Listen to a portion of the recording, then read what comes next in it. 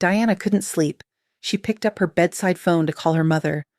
Instead of a dial tone, she heard Charles's voice mid-conversation. "I've never loved her. You know that." Diana's hand froze. Charles was still on the line downstairs talking to Camilla, and he had no idea Diana could hear everything. For 20 minutes, she listened to the truth she'd suspected for years. The truth that would change everything. July 14th, 1989. Highgrove House sat quiet under a summer moon. Diana lay awake in the master bedroom, staring at the ceiling. Charles had said he was working late in his study on estate papers. It was nearly midnight now, and she could still see the light under his study door from across the hallway. This had become their pattern. Separate rooms, separate lives, connected only by the children and public appearances. William was 7, Harry nearly 5. Both boys were asleep in the nursery wing, unaware their parents barely spoke anymore, except when cameras were present. Diana couldn't sleep. Her mind raced with 1,000 thoughts. The upcoming royal tour, Harry's first day at school, the way Charles had looked through her at dinner as if she weren't there. She reached for the bedside phone to call her mother. Maybe talking would quiet her mind enough to sleep. She lifted the receiver, expecting the dial tone. Instead, she heard breathing. Then Charles's voice, so clear he might have been in the room with her. "I've never loved her. You know that." Diana's hand froze. The phone line was open. Charles was still connected downstairs. "I know, darling," came Camilla's voice, slightly tinny through the phone line but unmistakable. But saying it and accepting it are different things. Diana should have hung up. She should have put the phone down, walked away, pretended she'd heard nothing, but her hand wouldn't move. She sat perfectly still in her bed, the receiver pressed to her ear, barely breathing. "I accepted it years ago," Charles continued. "The marriage was never about love. It was about producing an heir. We did that. William exists. Harry exists. I've fulfilled my duty. Now I just want to be with you." Diana felt something break inside her chest. She'd suspected. She'd known, really, for years. But hearing him say it so casually, so matter-of-factly, as if their marriage was just a business transaction he'd completed, that was different from suspicion. "Charles, you can't just—" Camilla began.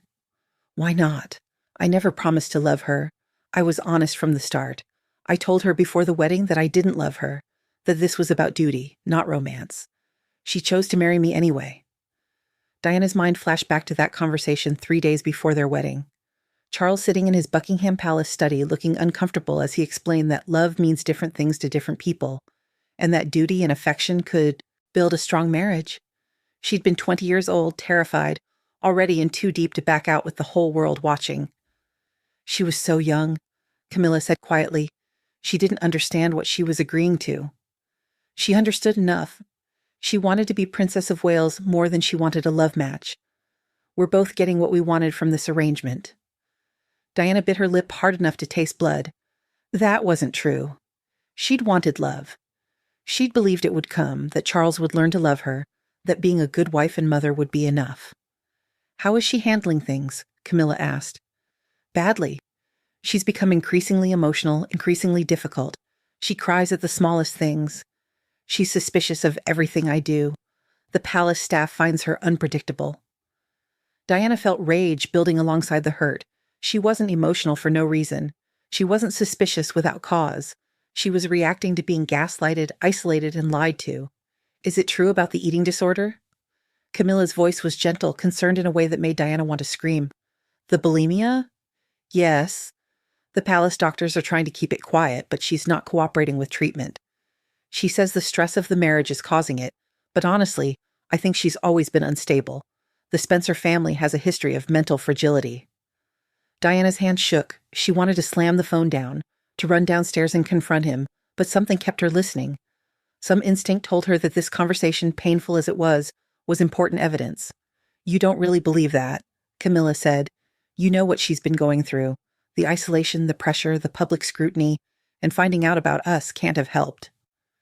"She was always going to find out eventually. I never promised her I'd give you up." "That was never part of the arrangement." "Did you tell her that? Before you married?" There was a long pause. Diana held her breath. "Not in so many words," Charles finally said, "but she must have known. Everyone knew about us before the wedding. It was in all the papers."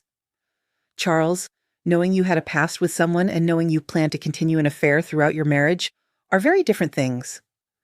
I didn't plan to continue it. After the wedding, I tried. For 2 years, I really tried to make it work with Diana, but she was so young, so needy, so emotional about everything.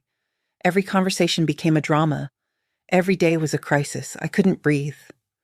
When I came back to you, it was like coming home to sanity. Diana felt tears sliding down her face now, silent and hot. 2 years. He'd tried for 2 years before going back to Camilla. She thought they'd had longer than that. She thought their problems started when Harry was born, when she was struggling with postpartum depression and Charles seemed to withdraw. But it had been earlier, much earlier. What are you going to do? Camilla asked. Long term, I mean. You can't continue like this indefinitely. I don't know. Divorce isn't really an option. Mother would never allow it. But maybe some kind of formal separation eventually. Let Diana keep her title and her public role. Let her do her charity work and I'll do mine. We don't have to actually live together or pretend to be in love. Plenty of royal marriages have worked that way. And us? We'll be discreet. We'll be careful. But I'm not giving you up again, Camilla. I can't. You're the only person who makes me feel like myself. I love you, Camilla said softly. I love you. I've always loved you. She was a mistake I had to make for the crown. Diana heard herself make a small sound, half sob, half gasp. She immediately pressed her hand over her mouth, terrified they'd heard. The line went quiet for a moment. Diana's heart pounded. Did you hear something? Camilla asked. No, just the house settling. It's an old building. Diana didn't breathe. She sat perfectly frozen, the phone pressed to her ear, willing herself to be silent. I should go, Charles said. I told Diana I was working on estate papers. If she comes downstairs and finds me on the phone. All right, call me tomorrow. Of course, I love you. I love you too. Diana heard a click, Charles hanging up his extension. She sat holding the phone for another 30 seconds before carefully, silently, placing it back on the receiver. Then she sat in the darkness of her bedroom, processing what she'd just heard. 20 minutes of conversation, 20 minutes of truth, 20 minutes of her husband explaining to his mistress that their marriage was a mistake, a duty, a transaction that had been completed with the birth of 2 sons. Diana looked at the clock. 12:17 a.m.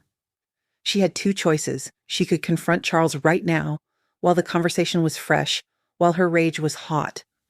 Or she could wait. She could think. She could plan. She chose to wait.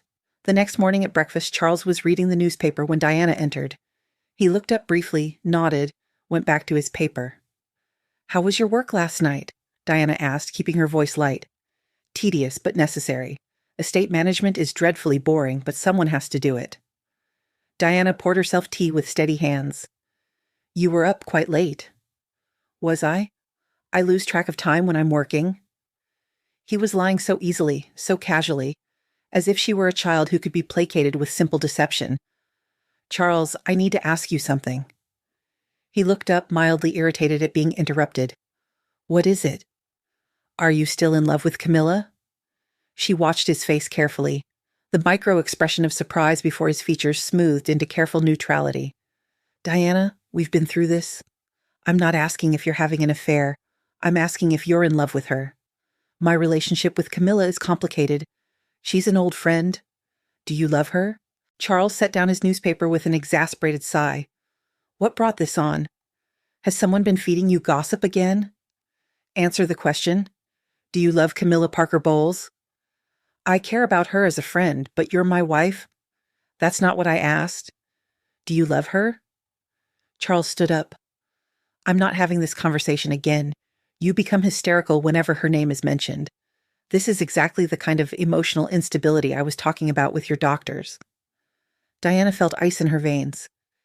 You were talking about me with my doctors? They're palace doctors. They report to me about your treatment. They report to you about my private medical care, about what I discuss in therapy. Don't be naive, Diana. Of course they report to me. You're the Princess of Wales. Your mental health is a matter of state concern. Diana stood up slowly, her hands gripping the edge of the table. Get out. Excuse me? Get out of this room right now before I say something we'll both regret. Charles stared at her, surprised by the steel in her voice. Diana, now. He left, muttering about hysterics and impossible behavior. Diana sat back down, picked up her tea, and drank it calmly despite her shaking hands. She had heard everything. She knew the truth, and now she needed to decide what to do with it. Over the next week, Diana made careful, quiet plans. She called her sister Sarah, who had always been her confidant. She met with a discreet private lawyer in London, using a friend's name for the appointment. She began documenting everything. Charles's late nights, his unexplained absences, the phone calls he took in his study with the door closed. But most importantly, she called a private investigator recommended by a friend. Someone who specialized in surveillance and evidence gathering. Someone who could help her prove what she knew. "I need you to tap my phone," Diana told him at their secret meeting in a Chelsea cafe. "Both extensions, mine and my husband's. I need recordings of his calls." The investigator, a former police officer named Michael Stevens, frowned. "Your Royal Highness, phone tapping without consent is illegal, even if you own the phone. Can you do it or not?" "I can, but any recordings obtained this way won't be admissible in court. They can't be used as legal evidence in divorce proceedings." "I don't need them for court. I need them for leverage. I need proof that can't be denied, even if it can't be used officially. Can you help me or not?" Michael studied her for a long moment. "Yes, I can help you." Within a week, Diana had a recording device installed on the Highgrove phone system. It was triggered by specific numbers, including Camilla's private line. Every call between Charles and Camilla was now being recorded. Diana listened to all of them. Every late-night conversation, every lunchtime check-in, every declaration of love and longing. She listened with a notepad, documenting dates, times, and key phrases. "I can't stand being in the same house with her anymore," Charles said on one call. "She suspects everything I do," he said on another. "It's exhausting maintaining the pretense." "The children are the only good thing that came from this disaster of a marriage," he said on a third. Each recording was a knife in Diana's heart, but each one also strengthened her resolve. She was done being the naive young bride who believed love would eventually come. She was done being gaslit and lied to. She was done protecting the institution that had used her and discarded her. 6 months after that first overheard phone call, Diana requested a private meeting with Queen Elizabeth. She arrived at Buckingham Palace with a leather folder and a tape recorder. "Ma'am, I need to discuss my marriage," Diana said once they were alone. "I understand there are difficulties," the Queen replied carefully. "There's no marriage. There never really was. And I have proof." Diana opened the folder and pulled out typed transcripts of the recorded calls. She handed them to the Queen, then pressed play on the tape recorder. Charles's voice filled the room. "I've never loved her. You know that." Camilla's response, "I know, darling." The Queen's face remained impassive as she listened, but Diana saw her grip on the papers tighten. When the recording ended, the Queen sat in silence for a long moment. "How did you obtain these recordings?" she finally asked. "Charles forgot to hang up one night. I heard everything. After that, I made sure I'd have evidence if I ever needed it." "These recordings are illegal. They can't be used in any official capacity." "I'm not planning to use them in court. I'm planning to use them to negotiate a fair separation, because Charles and his lawyers will try to paint me as unstable, as a bad mother, as someone who deserves to lose everything. And when they do, I'll remind them that I have hours of recordings proving that Charles has been conducting an affair throughout our entire marriage, while lying to the public and lying to me." The Queen looked at Diana with something that might have been respect. "What do you want?" "Fair custody of William and Harry, a generous financial settlement, the right to continue my charity work and public role, and most importantly, I want acknowledgement that this marriage failed because of Charles's affair, not because of my supposed instability." "That's a significant demand." "I have significant evidence. Ma'am, I didn't want this. I wanted the marriage to work. But I won't be destroyed to protect the institution that used me. I won't let my sons grow up believing their mother was crazy, when the truth is their father was in love with someone else from the day he proposed." The Queen was quiet for a long time.